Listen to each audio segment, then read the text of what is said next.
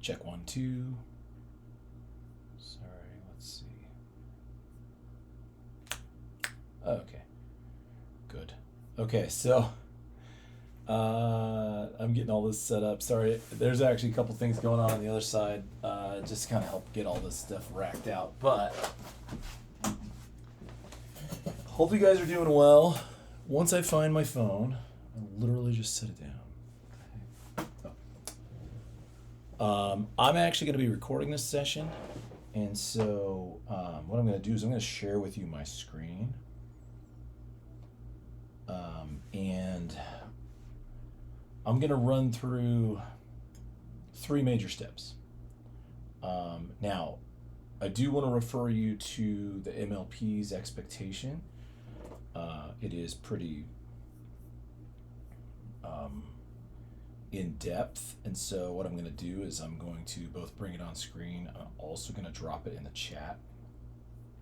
So make sure you're looking at the video 130 final expectations as well as the video 130 final rubric.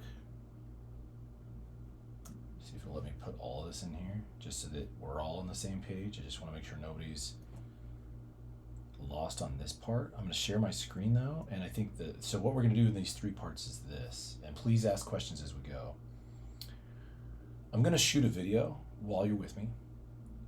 I'm going to bring it into Premiere to edit it, and then I'm going to touch up and essentially improve my audio by using Pro Tools. And so now the Pro Tools step is kind of an extra step, and truly, like once you guys start spending money on things like plugins, your plugins will actually show up in Premiere in the same way that they show up in Pro Tools. Like once you start buying the third-party ones, like from Native Instruments or from Waves or UAD, any of those companies, McDSP, once you start getting those plugins, you can actually use them directly in your video editor. So the big thing you get from using Pro Tools is you get a faster engine that's focused on audio. So a lot of times what I like to do is I will lock picture. So I'll do the edits in video with audio attached. And then when all of the lock picture is done, I will then export my audio to Pro Tools if it needs extra cleanup. And sometimes it really does. And clean it up in Pro Tools, just the audio, dump that audio back out of Pro Tools, throw it in Premiere. Now it's pristine, we're ready to go. And we can do all of our finals in Premiere. Now technically, if you were part of a bigger production, all audio would be finalized in Pro Tools. And the only thing the video editor is going to do with the audio is just do the final sync. So you'd actually do full mix blend in Pro Tools. That finalized pass would come out of Pro Tools, be dropped in with the video engine, and then synced. In this instance, though, we want a little bit more flexibility than that, so we might take it to Pro Tools to clean it up, but we might also bring it back. So let's just look at a couple of variations on how this can work, and some things that you may or may not want to do. So what I'm going to do is I'm going to go ahead and I'm going to share my screen first so that you can just take a quick look at the project outline. So let me get rid of this thing, and let's go to this. Okay.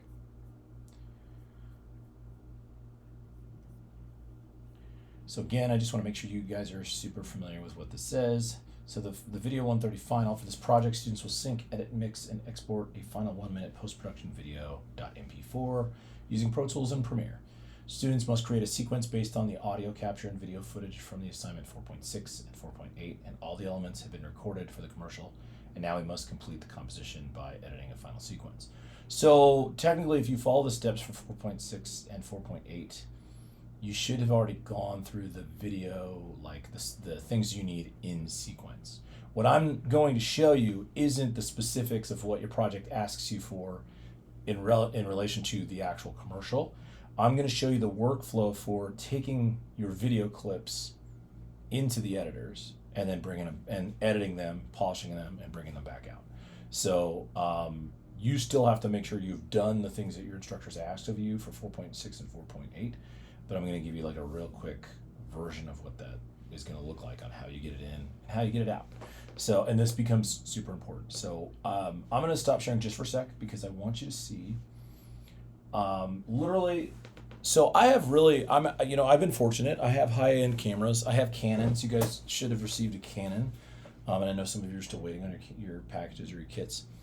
I'm a huge fan of Canon. I've used them for many, many years. I've had a lot of success with them. Right now I'm on a Blackmagic Pocket Cinema, but that camera's actually not going to be extremely useful in this case, because the one thing that you'll notice is that as you get bigger, better cameras, it takes a lot longer to transition from the device to being able to use it. So just for today's purpose, I'm going to use my cell phone. I rarely ever do it. Sometimes I have to. I just did a shot up in Reno. I didn't want to carry my pack all day. I was like, why bother? Just switch to 4K mode for my phone, and there we go. And even then, what I'm going to do right now, I don't even need to switch to 4K mode. I'm really just going to show you. You're getting your video clips, and this is exactly what you're going to do. So I'm just going to grab my camera.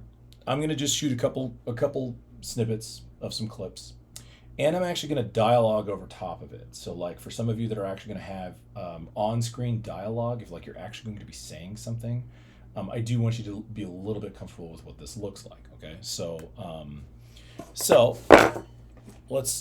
just going to pick an object in my space if I can find one. Oh yeah, cool. Okay, let's take this one. Of course, it's really dusty, but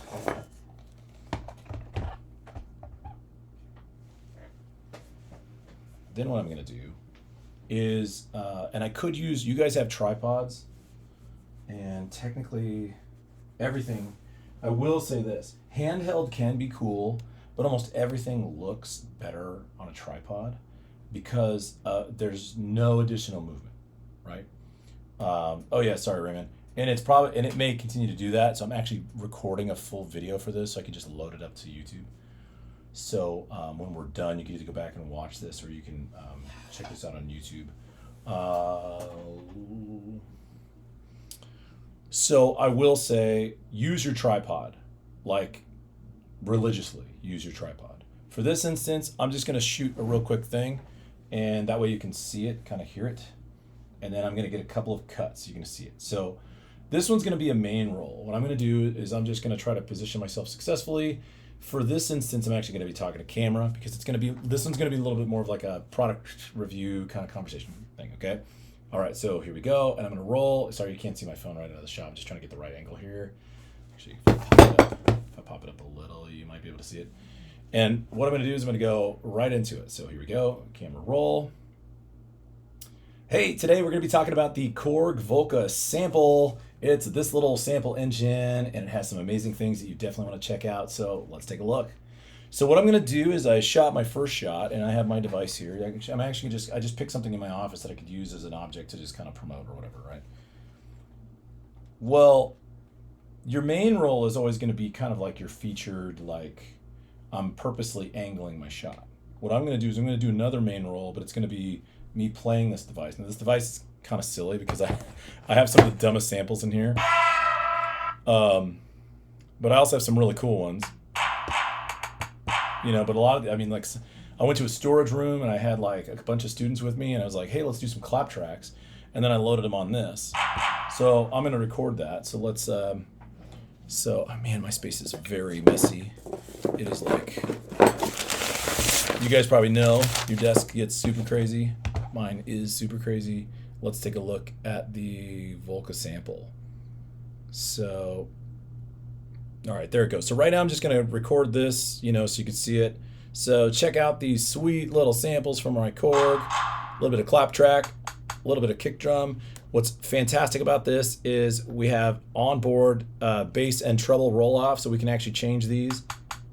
But if I want them to sound completely different. Now there's a little speaker actually on this device. It's a little speaker on the bottom, which is great on the go. What I like to do is I actually set up my programming and then I directly patch it into my DAW.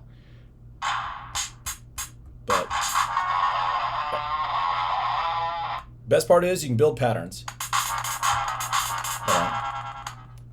Let me find a good. You know, we can change tempo. Again, we can roll off.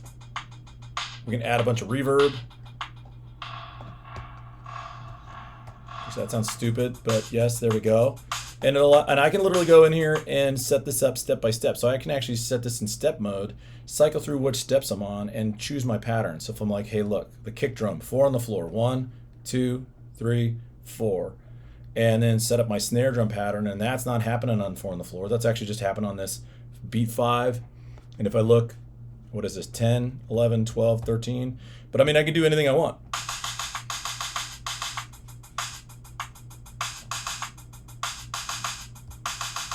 You know, stop, start. What's great about this too is you can actually record automation to it. So if I actually wanted to record me doing the filter stuff, or I'm sorry, not the filters, I can actually record just these ones that light up down here at the bottom. I can change them while I'm going. So let's listen.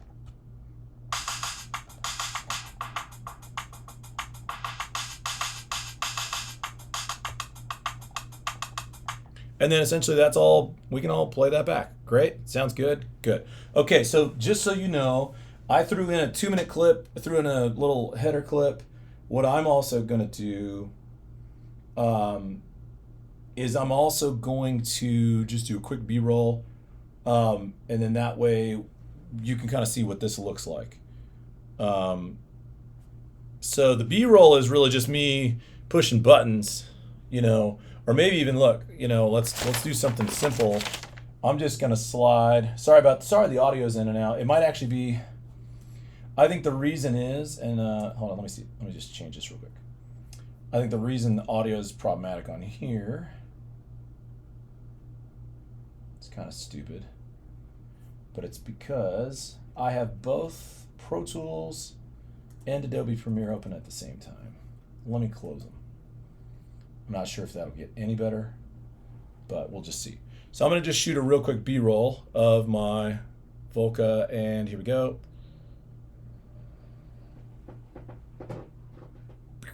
Okay, now all I'm gonna do, just to make this super easy, is I'm actually gonna airdrop these 3 videos to my computer. I'm sending them now. If I can figure out which one is the right one.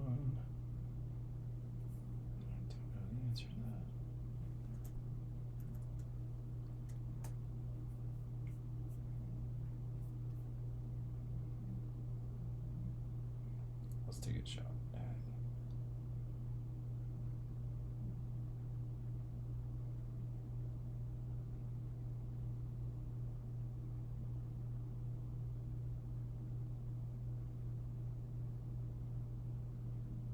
Well, it says it did it. I just don't know which one it did it with.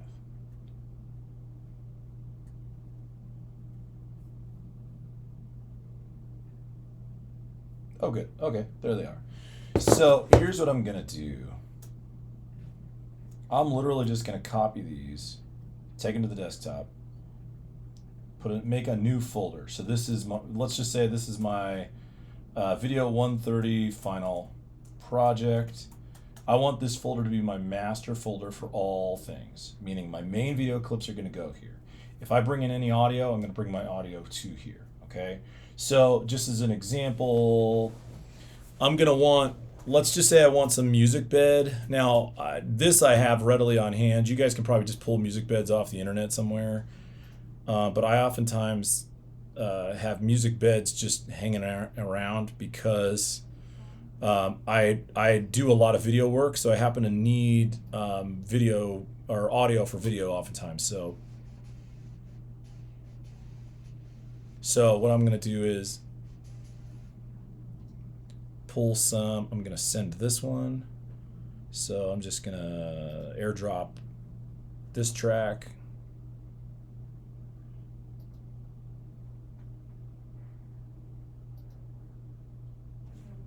And hopefully that made it there as well. There it is, bumper 1. So I'm just gonna bring in this stupid little audio clip. From here, what I'm gonna go ahead and do is I'm gonna go ahead and pop into Premiere. And when I open up Premiere, sorry if audio gets a little wonky again, I'm going to open up Premiere. So I got my video clips. I went ahead and brought in some audio.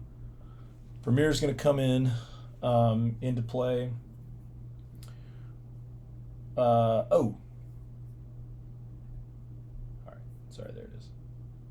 Let's get it back. Thanks for letting me know. I'm just over here like doinking around. In the video, though, everything I was doing was being shared because I'm actually tethered to OBS on another computer. So, okay, so here's the magical part. So this is where it starts to get important for you, like step by step by step. First step in Premiere, you're going to open up, you're going to create a new project. Now, a lot of times when you create your new project, there's questions about settings and all that kind of stuff. Being realistic, a lot of times when you bring your video in for the first time, it's actually going to ask you, it'll warn you, hey, this is if you mismatch the format, it'll warn you. So a lot of times you're going to be okay. Let me just give you the most basic rundown on this. First, this is going to be my video 130 final. I'm going to browse and I'm going to make sure that everything that I do for this session belongs in the same folder as everything else. So I'm going to navigate. So I created a video 130 final project. I'm going to put everything I do into this folder. I don't mean my scratch disks. I mean my main project. I want my Premiere project to exist in here, all in the same place, so that if I ever need it, grab one folder, take it with me. That part's super simple. So like you don't need to go changing the scratch disk elements or any of those kinds of things. And in the general format, what you'll notice is, some of these elements are default. They're set up by default. These are going to work great. We don't have to sit around and worry about them too much. When you open it up, you're going to have a couple layout options, but your immediate layout's going to look like this. And you notice at the very top, there's a couple tabs that change that layout. And you actually need these main ones because the learning one you guys can use as you go, because there's obviously things you can learn and work with, but the main stages of your video work are going to look like this. First, we're going to assemble the files. Then we're going to edit the files. Then we're going to color the files. We may add some special effects. We might touch up audio. We might add some sort of graphic. That is required as part of what's going on here. And then when you're done with all of those, then that's when you're able to go to your export process. And you're going to see what that looks like in just a sec once we get all that stuff laid in there. So like we're going to use most of these little tabs at the top. So we're going to start off with our assembly. What I like to do is notice it says import media to start. Down at the bottom, there's a folder. We call these bins. I'm just going to click the bin. This is going to be my video. And we could label this whatever. Like if we wanted to separate and get super technical, like sometimes I'm doing big video projects and I got like 300 video clips. I don't want them all in the same folder. I'm going to actually categorize exactly what they are. So, on this one, I can call this one main video, right? If I want to do it that way. And then the next one's going to be B-roll. And then the next one's going to be audio. Oh, I'm sorry. For some reason, I dropped all those in the main folder, so I'm going to pull them back out. Just going to drag and drop them so they're out of there. Now, literally all I'm going to do in my folder that has my files is I'm going to move them to those locations. So my bumper is my audio, or is that? It's actually music. So I'm sorry, I could retitle that. It shouldn't really say audio. It should say music.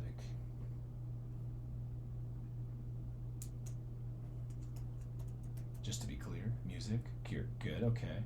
Then I'm going to say, all right, that's a main video. This is a main video, and then the other one is B-roll. So these ones go on to main video. Great. They're going to import. This last one is going to go to B-roll. Great. Good. Okay, now at this point, I just want to make sure you guys are hanging in there so far.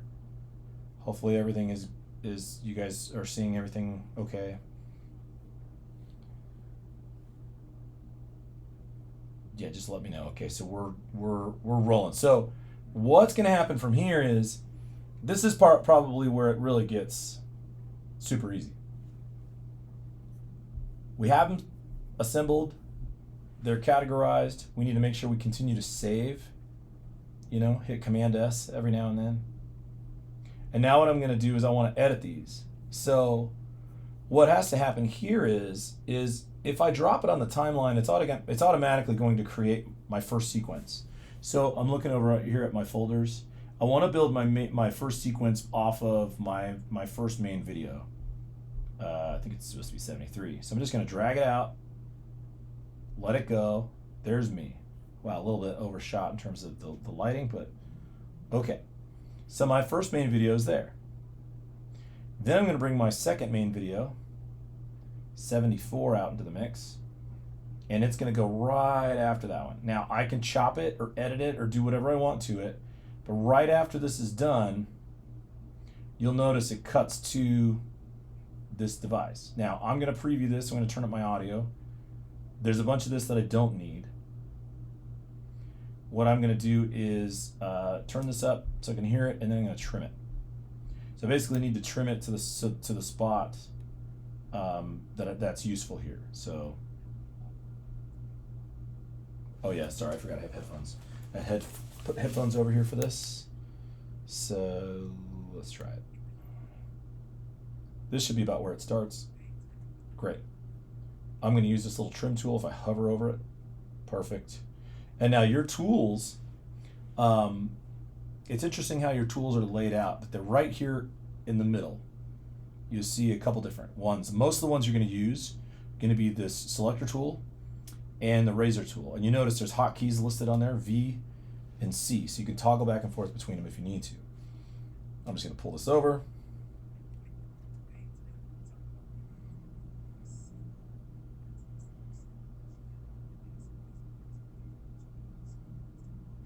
Okay, there's the end of the line. I'm going to trim that. Great.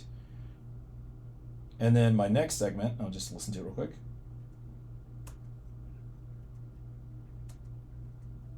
I don't want to really hear all that, but let's. Great. Okay. So now I'm going to put these two together. We're in a good spot so far. Nothing too bad. Okay. Great. Now, if I wanted to cut anything out, if I was like, you know what, I don't like something in there, I can use my razor blade and go, I don't want this part to this part, and then go back to my selector tool, delete it, and move them back together. Now notice it's doing something called snapping, which means it's aligning to its nearest thing. The snap option is this little thing right here. It looks like a magnet. If you don't like that and you need to move it more freeform, you can just deselect it so it's not snapping anymore. But that's how you'd be able to bring those two parts together. You're gonna work on transitions in your next class. You really don't have to work the transitions too much on this.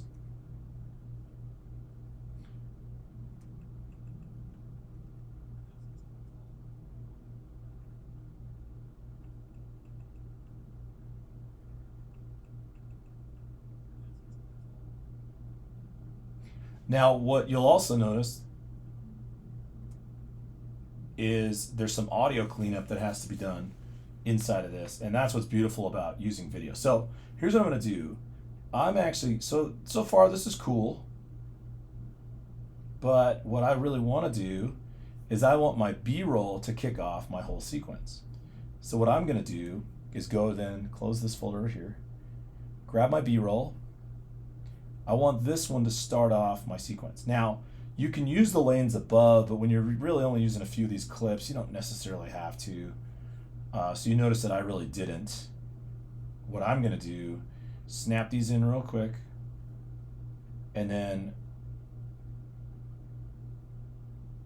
hold on. It's probably just because I'm running too much stuff.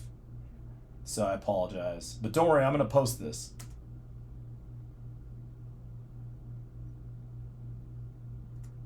Okay.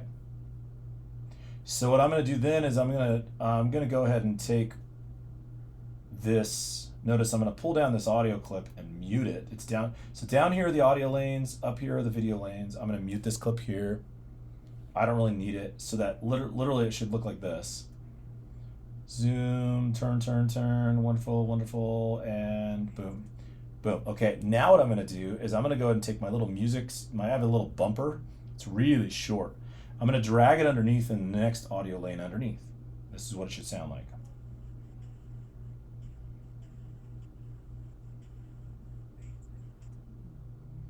Let me make that go faster.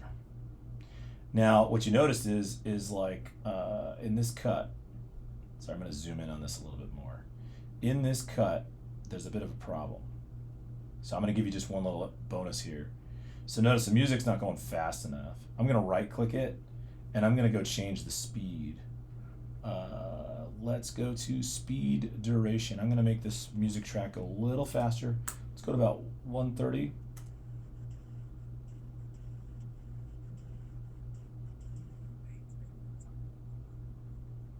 Okay, now we're talking.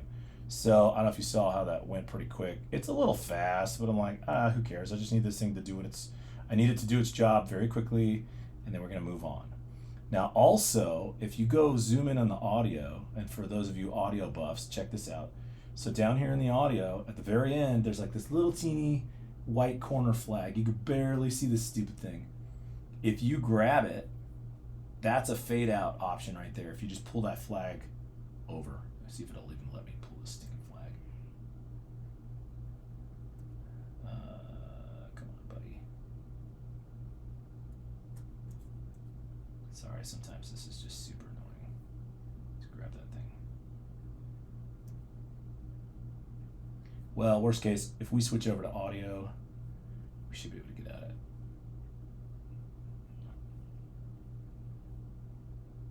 Oh, come on, buddy.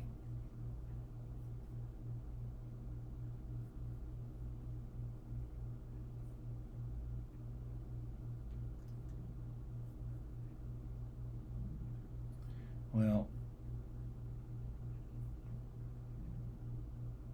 looks like we'll just have to use, I'm going to switch over to the pencil and just do the traditional fade down at the end of this clip. What I want to do is I want to fade this down right when my audio comes in. So when I start going, hey, blah, blah, blah.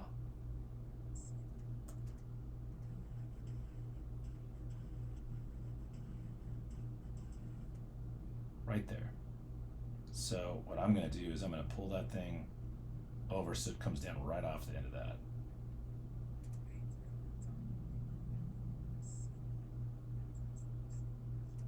Okay, now we can also do color work here. You can see that like my stuff's super blown out because I had that other light on. I was working right off my camera.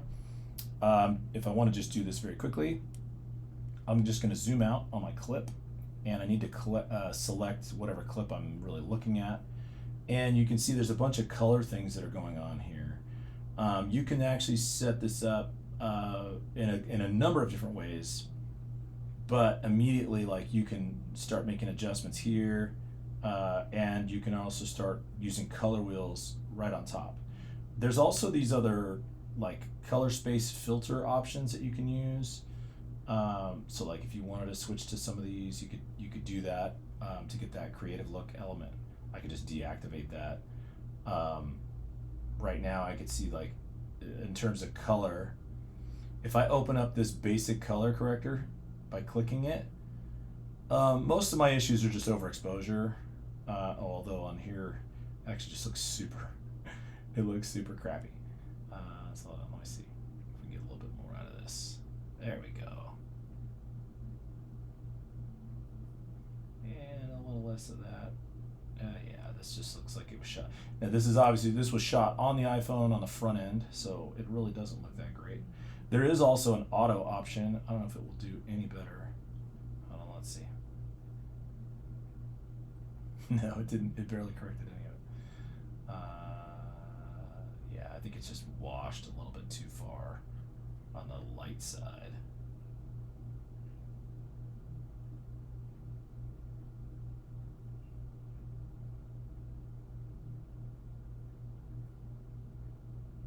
Boy, that skin tone's real rough. But that's also the reason why you're going to want to be using eventually your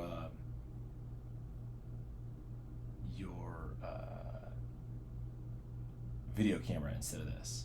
So all I have to do from here is this. I'm just going to do some real easy stuff on this one.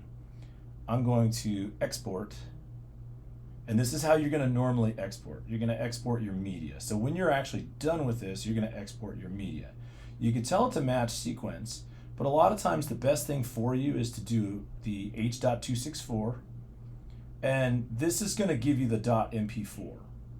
Now what I can do with this immediately, just to make it easy, is I'm going to say, you know what, I'm going to I'm going to deselect my video and export my audio only because I really only want my audio for this clip. So it's going to export my audio, and I apologize, I didn't pick a custom name for it, or like a path, but it's going to my video project folder here. So once I'm good with this here, I'm going to save it, I'm going to close it, then I'm going to go back into Pro Tools, and now I'm going to create a new session. It needs to be at 48K.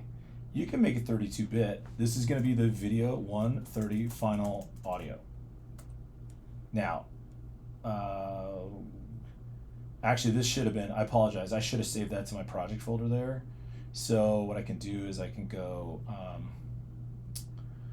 actually let me create another new one, VID130 final audio. What I want to do is in this location is I want to switch it to prompt for location, 4832, great. But I want to change this so that this is going into my same folder with my VID130 project, and it should do it there. Boom. All right, this is it. So from here, what's great about this is I can literally just drag and drop my final audio into Pro Tools. Although, oh wait, no. All right, sorry, one side issue. That's silly. Hold on. In Premiere, I missed a step, so I'm gonna pop it back open real quick. Basically, what happened in Premiere is it dumped it out with just audio, but it still gave me an .mp4. I actually only need the audio, so it needs to come out as a wave. So watch. I'm gonna just make a quick correction to this so you can see it. What I'm gonna do instead on this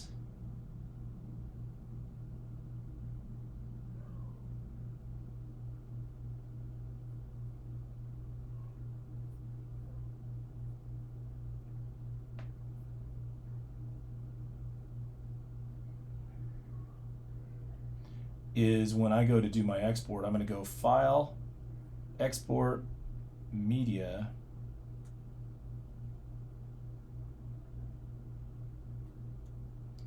and then when it gets me there, I don't know why I didn't do it that time. Come on, buddy.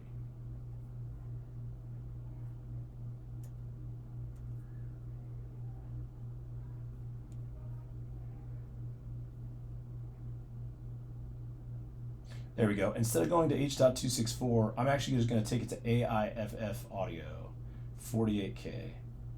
I only need the audio, and then I can just tell it to export. Should do it. Good to go. And save. Now, you're going to want to do this with your headphones on.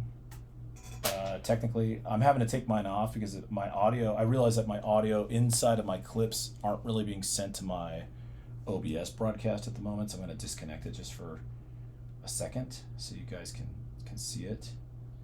And I think that that's also where some of the issues lie with the audio, not just my dialogue audio, but what's happening in the sequencer is you might not be getting this direct out from here, so let me fold it back. So this will take 2 shakes. So basically what we're going to do is I'm going to open up that same session. The only reason I need this in Pro Tools, to be honest, is because if I bring it into Pro Tools, I can clean up the audio fairly easy. And one of the things I want to do is actually get rid of some stuff. So like if I comb through my dialogue, I'm going to push play real quick.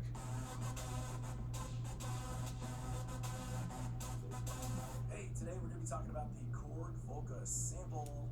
It's this little sample engine, and it has some amazing things that you definitely want to check out. So let's take a look. Now, immediately you could kind of see that there's issues with volume balance in that transition. And if I go find the part where my voice enters. Today we're going to be talking about the Korg Volca. It's right here, basically. If I go over here and hit Command E, it'll separate my clip, and I can just kind of turn that rest of that dialogue clip up. It's like a little more juice on the output there. And then there's parts in here, especially towards the end, that I'm like, man, I don't really need that. Like at the very, very end, I don't even need that part of dialogue, like with this part right here. And then essentially that's all We can all play that back. Great. Sounds good. Good. So I don't need this. What I'm gonna do is switch to shuffle mode. We can all play that back. Great. Great. Sounds good. Good. Sounds good. Good. And then actually I'm just gonna delete this one and slip. And then I'm just gonna highlight it all, crossfade it. Now it's good to go. I'm happy with that. I could add in the mix window if I wanted to go, add compression I could. If I wanted to EQ out a little bit of the room sound, oops, I could also do that. So like if the room has room tone in it, that's not good. A lot of times, like if I bring an EQ in and then my plug in, I can hear it and then I can pull it out, just so that it's adequate. Roll this off a little bit here. And then what I can do is from there, I'm just going to save this. Again, if I wanted to compress a little bit more of it, I could as well. So I could just use a basic either channel strip or a compressor. We can all play that back. Let's try from the beginning. Hey, today we're going to be talking about the Korg Volca sample. It's this little sample engine, and it has some amazing things that you definitely want to check out. So let's take a look. Okay, so with that done and said, triple click on here, save this puppy, export, and let's get this bounce. I'm sorry, we're gonna go bounce mix, wave. It's gonna stay at 48K.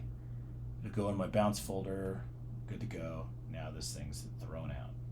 And now all I'm gonna do here is I'm gonna go back to Premiere, and Premiere's just gonna handle my sync now. So when I open Premiere again, now in my folder over here, I have my Pro Tools session, this final audio, and in the bounced session or folder, I have my final audio that I just put together. All I'm gonna do in Premiere now is mute all of my audio tracks, and I'm gonna bring in this final audio. If I go back to the assembly tab, I can make a new folder or a new bin. Final audio. I'm gonna drag this final audio to it. Great, there it goes. And then in my sequence, if I go back to editing at the top, I'm just gonna drag and drop this puppy in. The one thing I noticed is really what I could do is, it's easier. I'm gonna right click or control and then click right on here and hit add track. It's gonna add me an audio track down here at the bottom. If I slide this back over, there's my final audio. I'm gonna bring that down into audio 4, and I'm gonna mute everybody else. So now from the very beginning, what we should see is I can see kind of my preview here. I'll look at my window squashed. That thing's rolling pretty hot. The only thing I notice is the output is actually a little too hot. I'm not exactly sure why, but if I go to my audio tab, in the audio tab at the very top, we should be able to get to, in our mixer, notice it says audio track mixer. Here's our master. This is our master output right here, all the way to the right. It says mix. Hey, today we're going to be talking about... And we could either pull it down right there, or we can pull it down here at the audio track 4. So let's go back to that.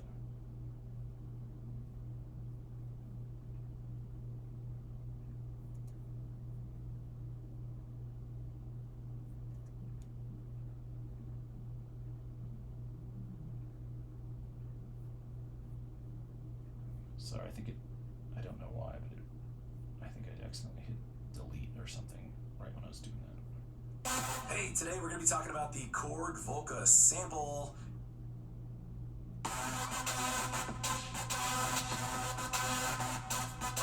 Hey, today we're going to be talking about the Korg Volca sample. Okay, and with that, go back to editing. As long as we have all those clips selected and we can hit Command A, our last final media export is going to go export media. H.264 is your setting that you're going to prefer, and we need to now make sure that we have both video and audio coming out. and it's going to say, you know, what the output file hierarchy is. So at the moment it's calling it IMG, whatever this thing is. We don't want it to do that. So if we click on the blue there, it'll allow us to save it. This can be our VID130 final project video. And I'm assuming, I think on here you were supposed to name it something to the effect of, there it is, first name, last name. Actually, this is what it should look like. I'm just gonna copy paste this in. Obviously my last name is, you know, so first name, last name, boom, save. It's going to, if you go hit export down here, it's going to export, and then once it's done encoding, you can go back to your folder that you're bringing all this in on. And easiest way to demo this is just push spacebar on the preview window. So this will take like 2 shakes. It's almost there.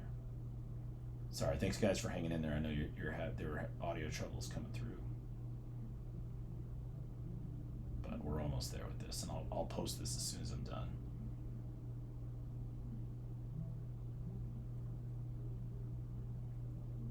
Okay, so here is our final down at the bottom. If we push spacebar on our keyboard, it'll preview it for us.